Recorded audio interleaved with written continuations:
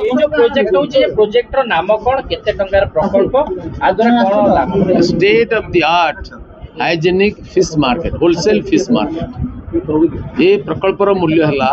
78 कोटी 25 लाख टका एथिरे चिल्लर प्लांट रहिबो कोल्ड स्टोरेज रहिबो एथिरे स्टोरेज पाई 40 टी रूम रहिबो 132 टी पिंडी रहिबो 22 टा क्लस्टर रो माछ चाषी करेंगे एवं एथिरे आउरी बहुविध सुविधा रहिबो बड़ ऑफिस ब्लॉक रहिबो आ एक्सपोर्ट पाई सुविधा रहिबो केते अधिक व्यवसाय जो व्यवसाय माने मत्स्य व्यवसाय माने केते अधिक व्यवसाय कर पाबो फॉरेन करेंसी में आन कर परिबे कि हमें एथिरे 2000 लोक प्रत्यक्ष उपकृत हेबे एवं 1 लाख अधिक लोक परोक्ष भाव उपकृत हेबे बोली आकलन करा जायछि एथिरे हमर जो चाषी माने कलिकता पर दौड़ुतले सेठी मार्केट रे सेमान को लाइन रे छेडावा पड़ुतला केबे केबे मार्केट बहुत डाउन हो गले सेमान हताश कि माछ को बिक्री पळे आस्तले से अवस्था हबनी कारण तांगा माछ को स्टोर करि परिबे चढ़ा दर हेले बिक्री करि परिबे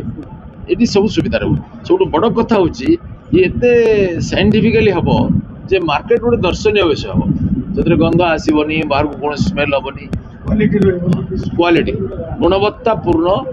एटी माछ हमको मिले ना आ गोटे कथा देखियो मुची आपण व्यवसायी मान लाभ हो एबे भी मध्य बालेश्वर बोट रो जो माने माछ धरथि जे पश्चिम बंग रे बिक्री करथि माछ